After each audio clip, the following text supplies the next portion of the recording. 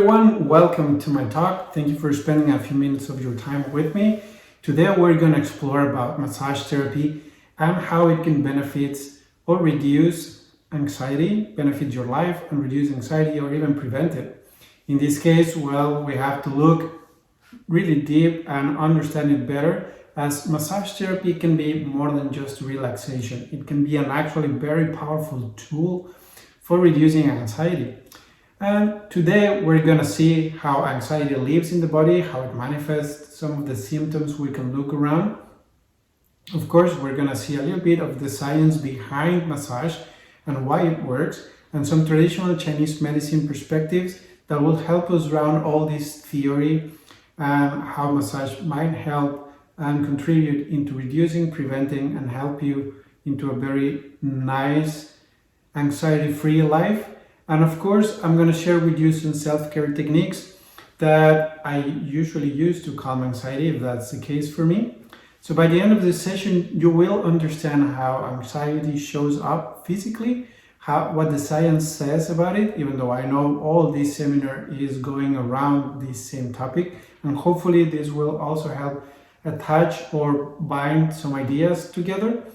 And of course, you will learn with some practical tools about self-care.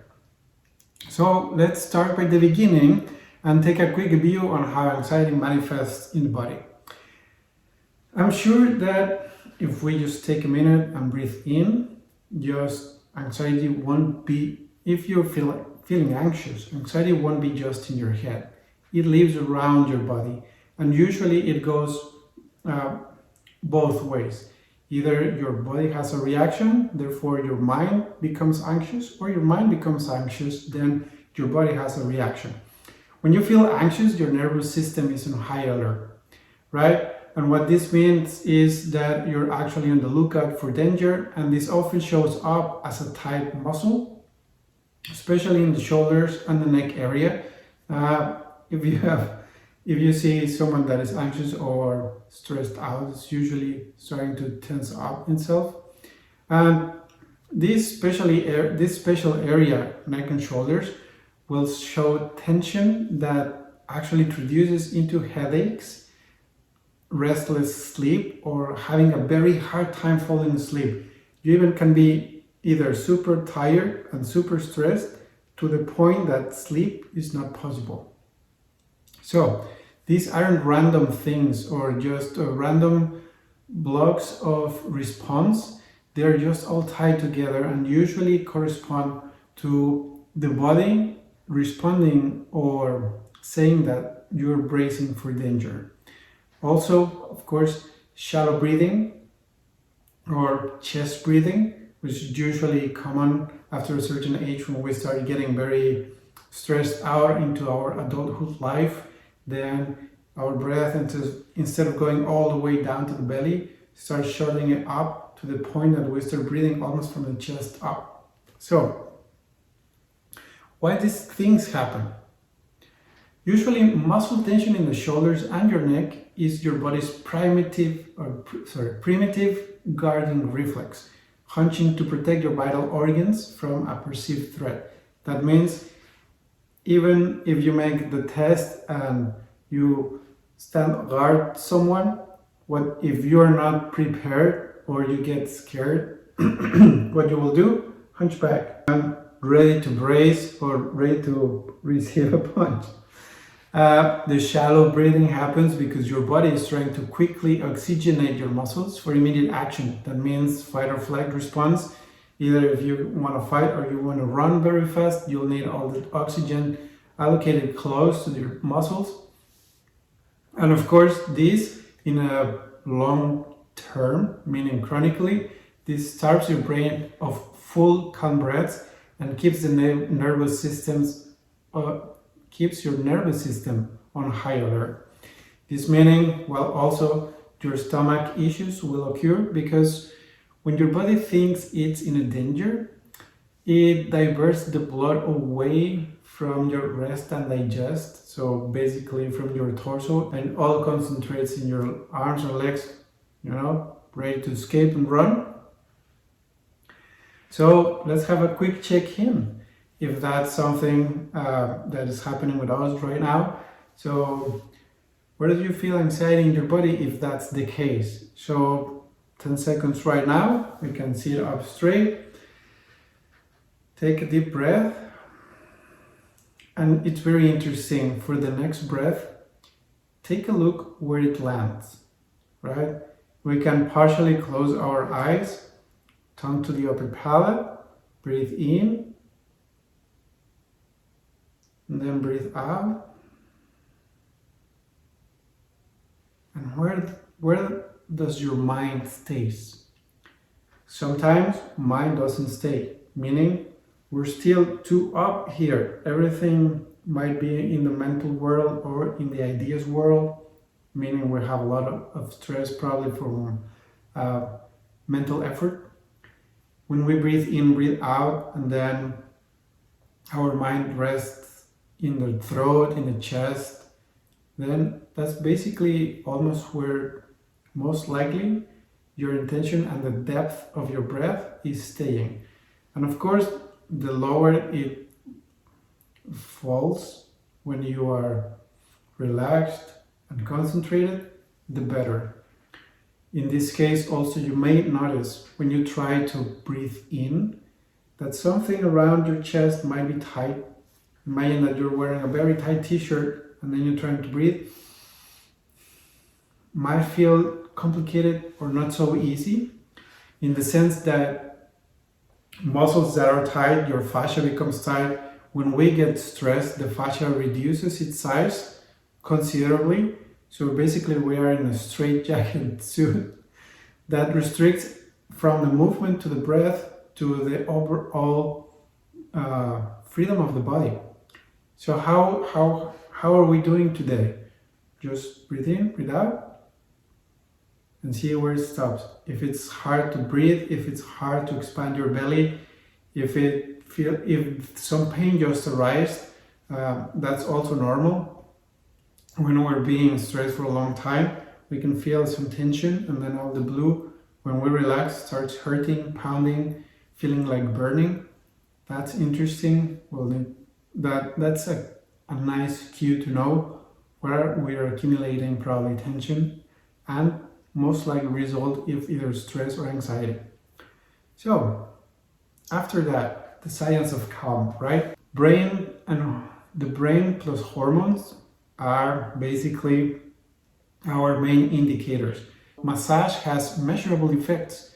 Research from the Touch Research Institute and the University of Miami shows that cortisol, our main stress hormone, drops by 30% after a massage.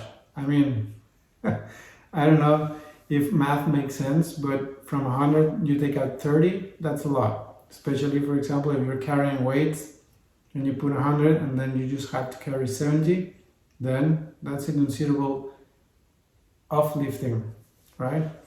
And at the same time, after the massage, serotonin and dopamine, the brain's natural antidepressants, rise. That means massage also stimulates not only the reduction of the bad or the stress hormones, it stimulates and increases the good feeling hormones. Plus, during massage, usually when we're being touched, especially in the upper area, vagus nerve usually is activated or stimulated, and that will activate a parasympathetic nervous system or response, which will trigger us into a rest and digest state. That means our heart rate will slow down, our breath will deepen. Of course, if we're more relaxed, then the muscles relax. Also, we've been worked out and the fascia is also hydrated, and we just create a little bit more of a space. So we basically increase the size of our t-shirt. Then we're a little bit more easy to flow, more easy to expand. Therefore, our blood pressure will also lower. So that's a lot of benefits out of just a simple massage, right? And of course, oxytocin, usually called the cuddle hormone or the bonding hormone. The massage also boosts this release of oxytocin, and the hormone that promotes feeling of social connection, trust, calm, and it directly counteracts cortisol. Acting for us will act as a natural anti-anxiety agent built directly into our body, basically an endogenous hormone or drug, so to speak, that helps us counter anxiety.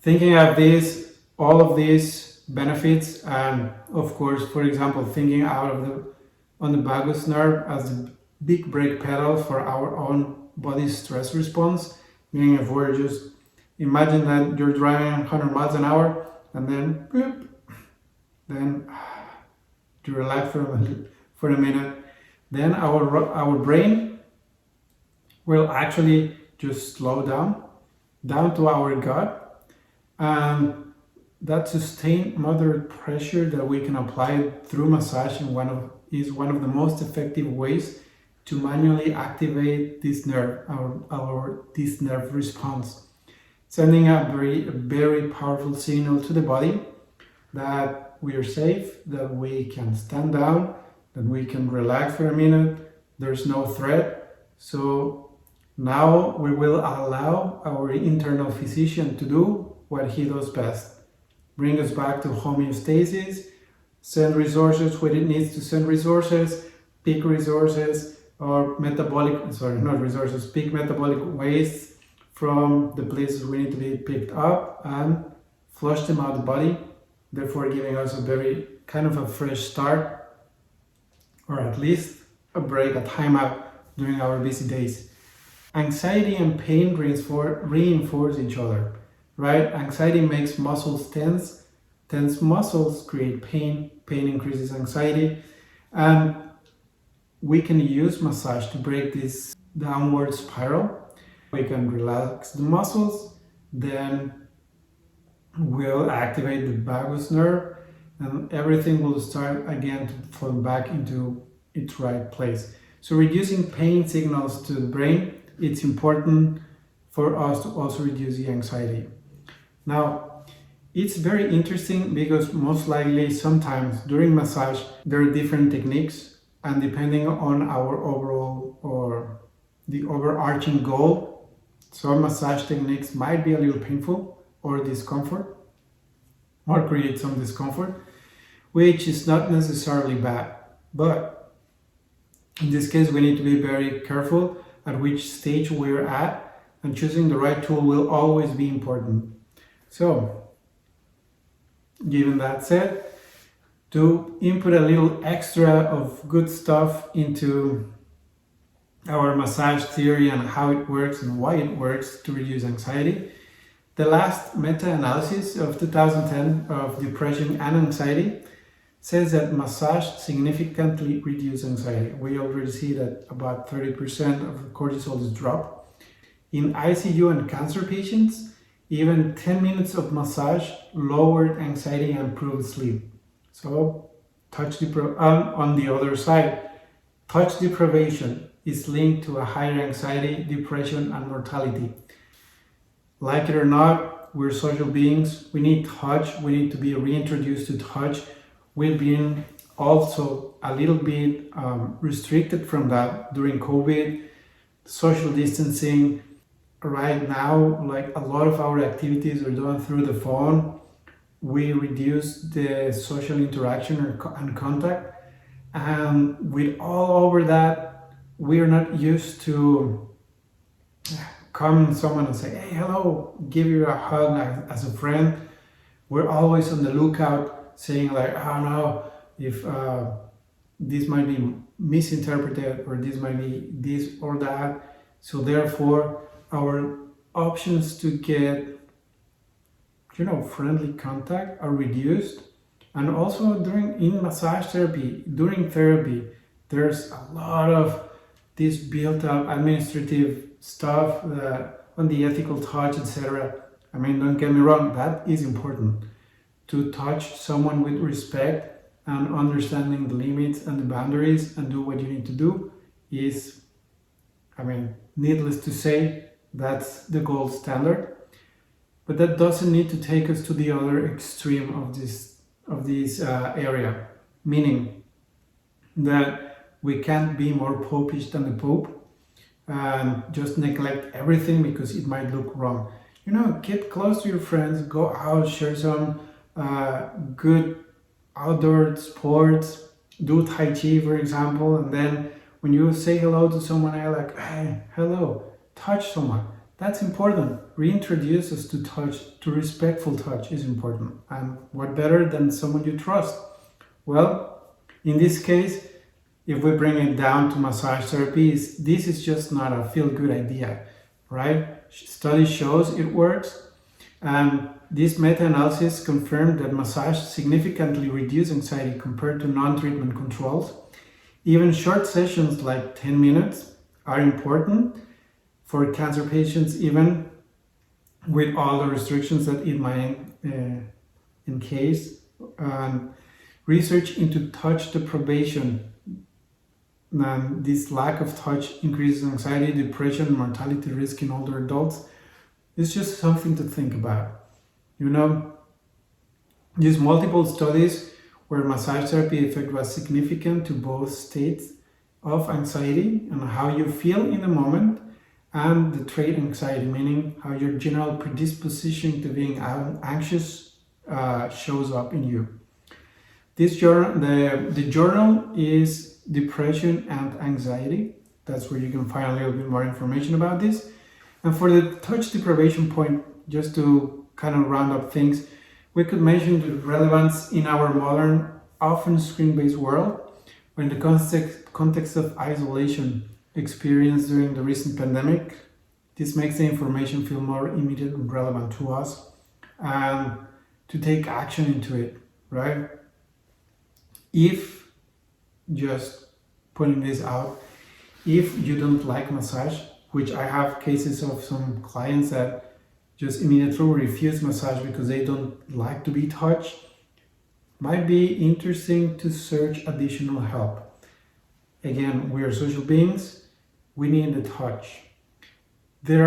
We can go deeper into science, and we can go upper into metaphysical stuff, or across different layers of it, not up and down, but expand wider than that. Touch is also important in so many different layers that are beyond our biology. So just take it into account.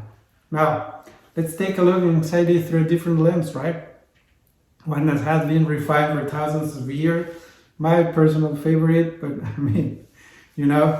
it's TCM. In traditional Chinese medicine, these concepts are energetic rather than biochemical, and anxiety is often seen as chi stagnation. That means your life energy gets stuck. So imagine just like a traffic jam in your body's highways, and your liver, your heart, your pericardium, meridians or highways are especially involved. We create some stagnation, and this explains feelings of frustration, restlessness, or being trapped, basically because each organ and meridian are in charge of a different aspect of this. And massage and acupressure can help clear these blockages, restoring the flow and the calm we require. In this case, for example, seen from a TCM perspective, the liver meridian is responsible for the smooth flow of chi and emotions. When it is stopped, you get frustrated, you get irritable, and tension is a key of anxiety. Also, liver meridian, or the liver, kind of controls part of the muscle structure. So it's very common that when we have high energy or high stagnation in the liver meridian, we get hypersensitive. That's a reference. Not necessarily always. Again, this will require a full prognosis and get to your TCM specialist, but it's an entry point.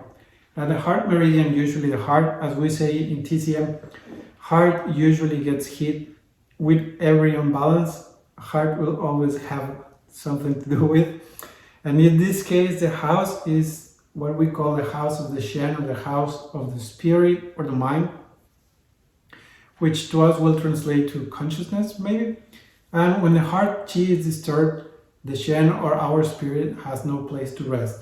So imagine this, you're living in a house, you are the Shen, you are the spirit, and out of the blue some uncomfortable guests come in. They play loud music, they start kind of trashing the place, they eat something and leave leftovers all over, everything starts to get stinky. I'm sure you wouldn't like to live there, right? So your first probably response will be just leave. If you cannot make everyone else leave, then just leave for your own sake. When the Shen has no place to live because we are inviting undesired guests into our mind, which is stress, worry about the future, keep ruminating those thoughts about something we did wrong, we want to do, something we missed to do, something we wanted to say, and something that is making us uncertain of the future, and we're thinking how we're going to solve that, and we're uncertain how this is going to work out or play along. Then all those undesirable guests make our spirit get out, and that will lead, of course, to insomnia, restlessness, anxiety, and a bunch of other derivatives along the way. But not to worry. In this same way, as uninvited guests can be just thrown out of your house, as a messy room can be just picked up, as a stopped highway can be dissolved and let traffic flow again, there are a lot of points and exercises we can use in that matter. And especially we can massage ourselves to actually increase this flow regulation. We're getting to the point where we can start getting ready. So right now, of course, if you cannot access a massage therapist right away, we're happy to help you. But if you're traveling or you don't know someone that can actually make a good work, or again, you need to be reintroduced to touch, then we're gonna see here few exercises as a self-care technique or techniques that can help us into that process again and reduce anxiety. Now we get into the preventive measures. In this case, we're gonna talk first on the self-care techniques. I'm gonna share with you a couple of approaches. The first one is gonna be a little bit more physical in the sense that we can actually massage ourselves, do some exercises. Then we're gonna see a little bit more into the TCM perspective, which acupressure points might help. This will be a little bit more on a high anxiety part of it. Of course, this will all be just a reference. Never, never, never discard the assistance of a professional with this, because everything that happens to us, what we will say in TCM, always have a very open attitude about it and mind about it, is whatever is medicine for someone might be poison for someone else. So take it with a grain of salt. These are just generic exercises that might help us reduce anxiety, reduce stress, and calm ourselves down. But that doesn't mean it's a one size fits all, and that doesn't mean it's a remedy for all time's sakes and then we're cured. I've seen a lot of that, especially lately in YouTube videos and other social media platforms, that they just give you like, do this like 2 times a day and that's it. It doesn't necessarily work like that. Of course, it has an effect because we're basically stimulating our nervous system and we're stimulating our body. Our internal physician will know what to do. It has so much more behind it that it's not very easy just to say, do this and you'll be fine. These are just, I would say, preventive measures. If you're getting into anxiety attacks, if you're getting really bad into an anxiety, depression, symptoms, etc., then again, visit a professional that might help you even better. And finally, we will just round up. If you have any questions, you can let me know. So first, for starters, of course, create a calming ritual, meaning a ritual is something that when performed, we automatically jump into that state of mind, or we immediately jump into that attitude, or even relaxation. Like we already know that if we play some kind of music, we're gonna be ready to party. If we put some other kind of music. That means we're ready to meditate, or we're ready to sleep, or we're ready to work and pay attention, all the focus inside. In this case, I will suggest, in this case, what I will do is create a small ritual to help me reduce anxiety, especially when I know I'm going to have a very packed up week or a lot of work coming on. Then I will start early and keep myself into the process. So around probably a week before, the week during, and a week after, it will be important. If it prolongs more than that, if I'm not feeling the right benefits, then I will definitely go seek either psychological help or go directly to a massage therapist that can actually help me. Even though I'm a massage therapist, I will go seek my friends and say, hey, you know what, I need massage this time, you can help me. And my friends will come to me same wise. If they need something, I can help. So in this case, the most to get the most out of self massage, we can turn it into a ritual, meaning it doesn't have to be long, it has to be consistent. So even for 5 minutes a day, it can make a huge difference for you. So first of all, find a place. Just as we have a separate space to sleep, a separate space to eat, a separate space to watch TV or play some games, find a little nook in your house, in the garden, maybe even within your same bedroom, a little space where you can actually feel safe, have some space, even if it's a little 1 foot by 1 foot, you know that no one will bother you there. Dim your lights. If you feel like it, play some calm music, maybe use a little bit of essential oils like lavender, which help to reduce or soothe us, and signal your brain, this will signal your brain that it's time to unwind, that we can feel safe, that nothing is going on outside, that we're ready to drop everything and let the internal physician do its stuff. The second part is choose a focus. You don't have to massage your whole body. Maybe today is just hand massage. Maybe today is just a breath work on your desk. Maybe just a little neck massage or self-massage. Try to be intentional about it. Pay attention to it. Remember where our attention goes, our energy flows. So from that point of view, it's important for us to have all this time for ourselves to actually make it worth it. Even if we're just massaging our hands, breathing, listening to the music, smelling, and letting ourselves just say that, okay, I'm good. Everything is ready to release. And the aim basically is to build a habit, and we know that building a habit requires a few weeks. So a few minutes every day of effective massage and managing anxiety can help in the long run for these sessions. Now, for the hands-on part, if we already have set the space, we have time, 5 minutes, you can, if the timer doesn't brings you more anxiety and that, it's gonna end, because then that will be worse, put a little alarm to you that is soft and let everything else drop. We can start, for example, by shoulder squeezing. Place one hand on your opposite shoulder and gently squeeze and release tension.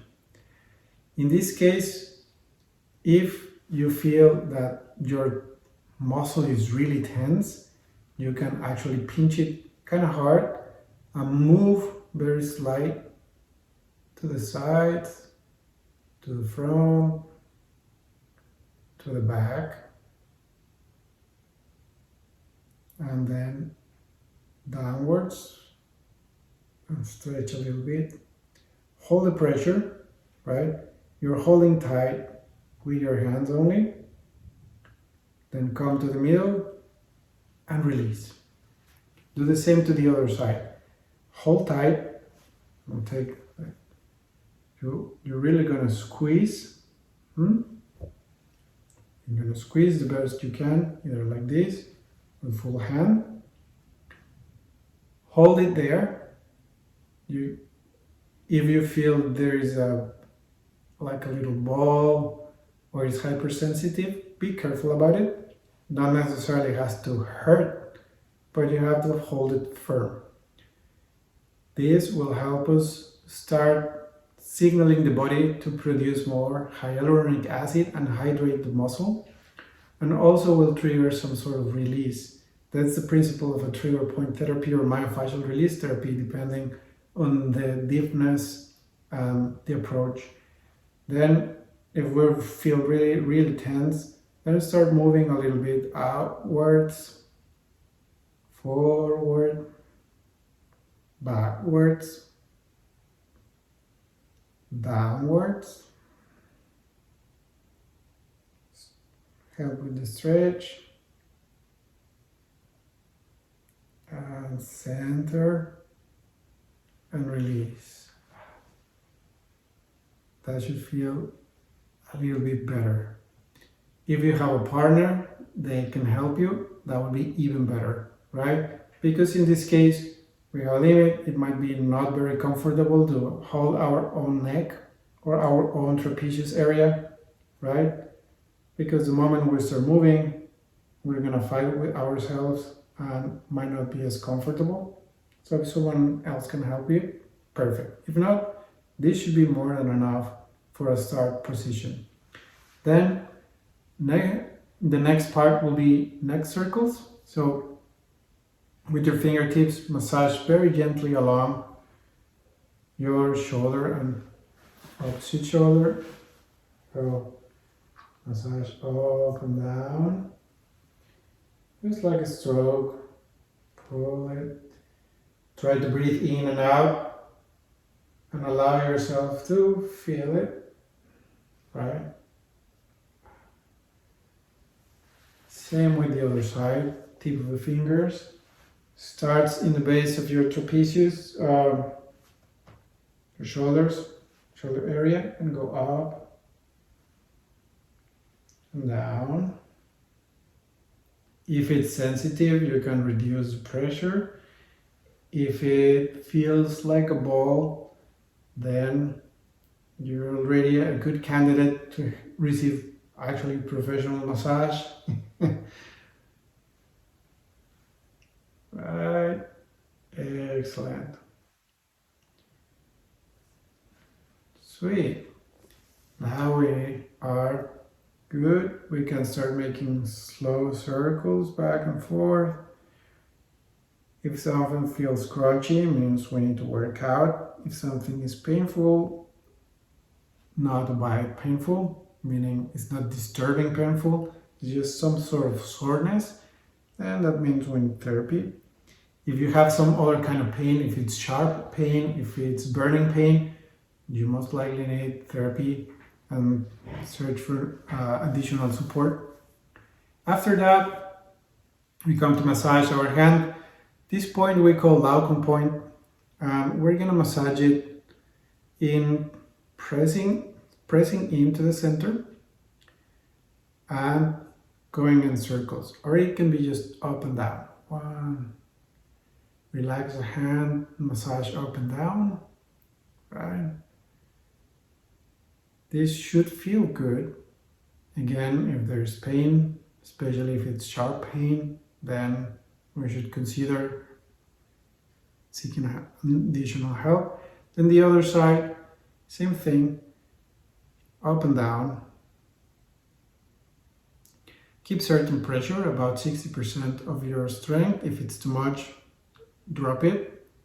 So it should feel good. Remember, a healthy muscle, and that's important to know, a healthy muscle should never hurt. Doesn't matter how hard the pressure it is receiving, you will feel the pressure. But it shouldn't hurt.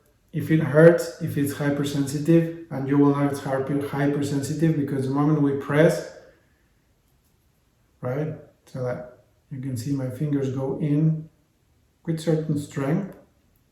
And I mean, I feel myself, I feel the pressure, but it's not painful.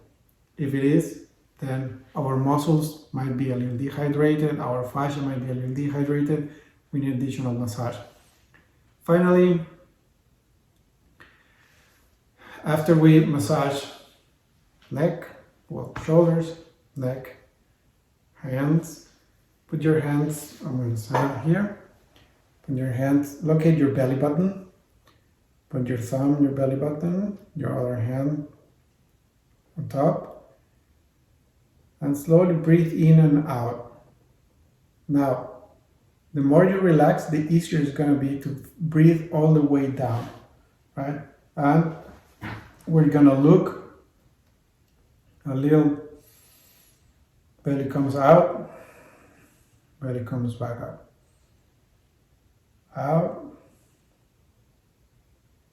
down, out, down. When there is tension, usually when we start breathing, we will feel like something is stuck. So suggestion is try to even relax more, harder, or that's ironic, right? But try to relax double. So breathe in, you feel that there's something stuck, relax even more, like you're even floating. And then slowly exhale. If you put your hands in your belly button or below your belly button, that helps us to kind of put the attention in it, and it's easier to guide the breath all the way down. If you might not use it, you might use a different thing, depending on the amount of preparation you have, etc. If you've done it for a long time, then probably just put a sandbag and do your breathing exercises. If you're already a professional breath worker, then you don't even need this. But it's a good idea to include it. So massage and breathing should be a good way to go. Now, if we're feeling a little bit tighter even more, jaw massage. This is going to be fun because if you are anxious and stressed out, it's going to be painful. It's not about pain, but it's really uncomfortable. First, when you clench your jaw, you're going to feel your muscle all the way. So identify the muscle. Identify the belly of the muscle and the closer to the upper part rather than closer to the upper jaw rather than the lower jaw, and start pressing it. Massage. Circular motions. If it's too much or you feel that you need more or you can take more, then you can either put your finger or your fist, whatever is easier, and let the weight of your head drop into your fist and hold it there for a minute. If you can and feel okay, open and close your jaw.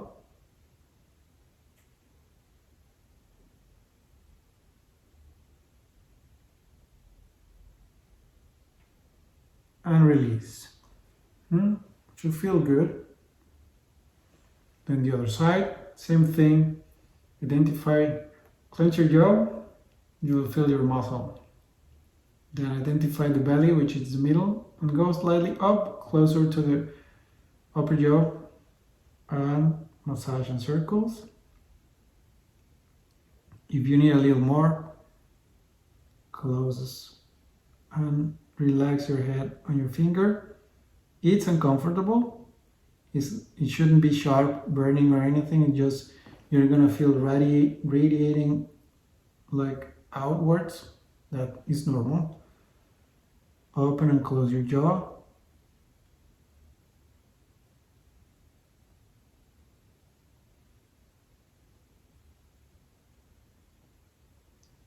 And relax. That should feel good. Of course, if you have time and you want to feel even better, do scalp massage, which can be as simple as just tapping around your head. That will not only help activate the lymphatic system and circulation, but also feels good and relaxes. That will also give you a quick view if you're having anything stagnant around it. It might be uncomfortable or sore. If it's sore, that's interesting. Shouldn't be. And if you have someone else that you might just, I'll take him, just push slightly, right? And move in circles along all your scalp. That should feel great. That will also help you reduce anxiety, feel cared, feel loved, fall asleep. Perfect practice. As you see, this should take you about, I don't know, probably 8 minutes tops, right? Including neck, shoulders, jaw, hand, and tapping. That's it. From TCM perspective and those exercises, that's something we do usually in the mornings. Tapping can include back, tapping around the head, tapping around face. That helps also, is a good beauty routine, but in this case, anxiety-wise, is great. And finally, well, the acupressure points, if we are getting into the non-very healthy part of it, and we're starting to get anxious or we know we have something going on, the first point we can massage and manipulate is going to be yin tang, which is basically in the middle of your forehead, what we call third eye, or close to your third eye. Okay, what we're going to do is either pressing, right? Keep the press for probably a minute. I usually use both fingers, so it's easier to execute pressure and not being so tired. Or the other way is massage clockwise. Mind you have a clock in your forehead, so you massage clockwise. The second point, after a couple minutes here, the second point to massage is what we call heart 7 point, which is in the crease of your wrist on the side of the pinky. You're gonna find like a little nook in between the pisiformis bone. There you go. And you can massage again. Stimulate it. Has to be around a minute to actually perform an effect, right? Can massage it. Basically, I'm putting my nail in to give a little extra. You don't have to be so extra. And make sure you're not hurting yourself, of course. There has to be a manipulation. You have to feel something. It has to be in the limit of the comfortable. Massage, massage, massage. If you have a pointer, you can use a pointer. If you have a pen, you can use a pen. If you have a magnetic cup, you can use a magnetic cup. But in this case, we're just saying probably you're in the airport, you're feeling anxious about your flight. Yin tang, heart 7. And the last one is pericardium 6, which is the measure will be 3 fingers from the base of your wrist down in the middle. If you squeeze, you're gonna feel the division of the two muscle tendons in between. So you're basically not in a muscle, you're in between. And the same thing, you're gonna massage it and manipulate it for about a minute or so, and it should help. Usually this point specifically, just by itself, pericardium 6, should help you soothe anxiety. palpitations, and even if you feel nauseous, you can actually use it. Right? Well, finally, to recap, massage is a very powerful tool in the treatment or in the aid of reducing anxiety. And anxiety is an embodied circumstance. It's not just mental. How massage reduces anxiety through the measurable scientific effects, through the energetic flow of TCM, and through simple self-care techniques. So even just a few minutes of that intentional touch can shift your state from stress to calm. If you have any questions, please let me know. I can help you. If you need a professional massage, I'll be happy to help you. If you need some additional guidance, also I'll be happy to help you. Remember that massage is one of our first levels of self-care. Let's say the first level after our internal physician. Whatever we do, whatever we eat, whatever we exercise, that's our first line of defense. When that usually requires an additional help, then we jump into probably disciplines like massage therapy, and if that's not enough, then we jump into disciplines like acupuncture, and if we mental health, behavioral health, and if that gets overgrown with all our problems, then we jump into the last stages of actually medical care. Anyways, remember, this is not a substitute for medical advice. Seek someone if you're feeling anxious, if you're having attacks, and hopefully this will help you at least create some little routine to prevent getting into the anxious state. Have a good day. Thank you for listening to me, and hope to see you soon.